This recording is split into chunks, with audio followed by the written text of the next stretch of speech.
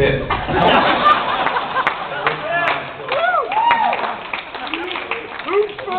just going to wing this. And thankfully my wife's not here, so I won't be embarrassed. Tyra was ready for bed. I'll have to try and do this with that. I met Tommy probably 30 years ago at Brig House when my dad got transferred from Ontario, and I remember this blonde kid with a mustache in grade 3.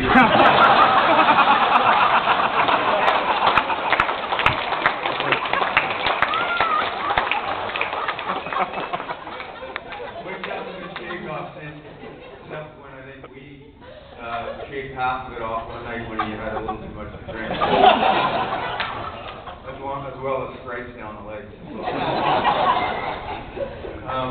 Anyways, I remember him yelling at me at the top of the slide to get out of his way so he could slide down. That's the first time I remember Tommy, and of course him living so close to our house was off and over, and played road hockey, and the friendship evolved from there.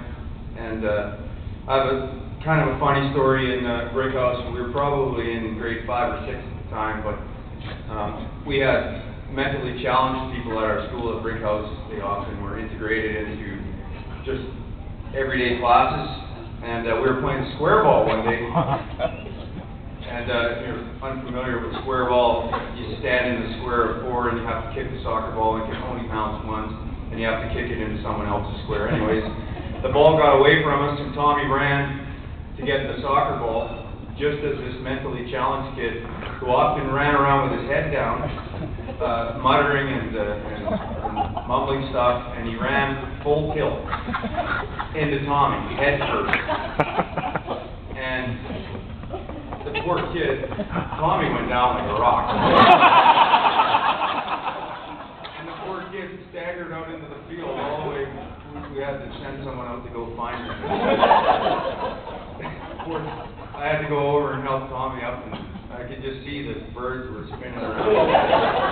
And, that was one of the funnier things that happened to us at Brig House. But joking aside, Tommy has been, there's not truly a remarkable person. As many of you have been touched by him, there's probably 4 or 5 tables here that are still friends of ours from high school, which is that's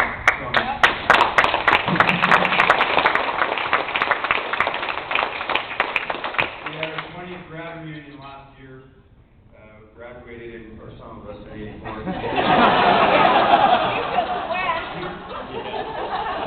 Octobers ago. I don't know, mine took a little while to get there. Most of those friends are here because Tommy keeps in touch with everybody and is an integral part of that group of people.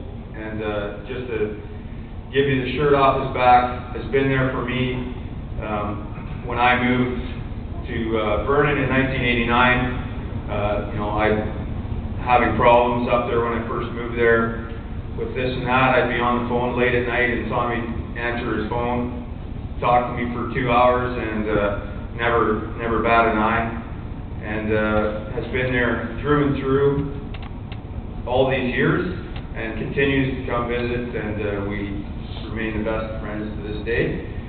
And it never ceases to amaze me. Every time you talk to Tommy, he's helping somebody do something, or has to be somewhere to help somebody do something.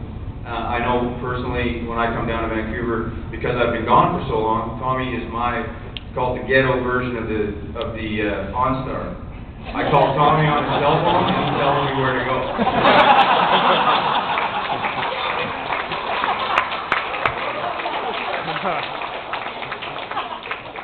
I only have my monthly cell phone bills, and that's it.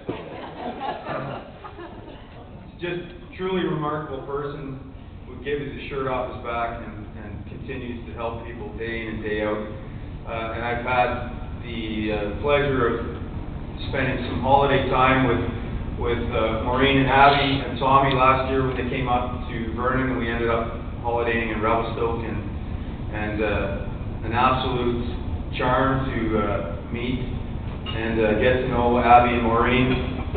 Beautiful, beautiful find for Tommy, because he couldn't ask for a better wife and daughter to be in his family now. And I know family is very, very important to Tommy. All his life, he's been very close to all his relatives, and of course his mother, who helped raise most of the people I talked about in this room. We were always over at Tommy's house, and Mrs. Sedge was always there, counseling us as we motored through adolescence, and we miss her dearly. And I know she's here and would definitely approve of this union between the two. I know Jacob's found a new friend in Abby and looks forward to every visit. And we're just truly blessed to have you guys as friends.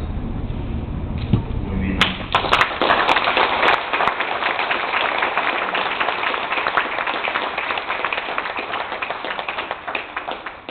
Tommy, it took a while, obviously, to get here. Remember, he turned 40 tomorrow. So, I'd try and help Tommy out find a girlfriend, you know, but I'd often see him over in the corner of the bar and some girl had cornered him, and I'd say, "Come on, Tommy, that's not the one for you." And he'd say, "Just a second, Mom." He would never want to be rude and end the conversation. I'm like, "Tommy, that's not for you." "Yeah, I know, but just give me a second." "Tommy, she's got 4 kids with 5 different dads. Her problem. And her husband just left her. It's like a country record turned backwards." And I'd say, come on, let's get out. But he would hear it out. He would sit there and listen.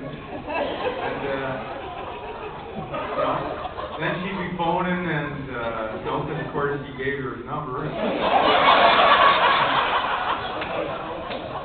So, sometimes Tommy's personality got him into trouble, because every girl on the planet who had 6 divorces, and Tommy would listen to all their problems, you know, and so it was just absolutely remarkable to have found Maureen, and I know everyone here, including myself and my wife, who had to take Tyra upstairs, I wish you guys a lifetime of happiness, and I'd like to raise a glass.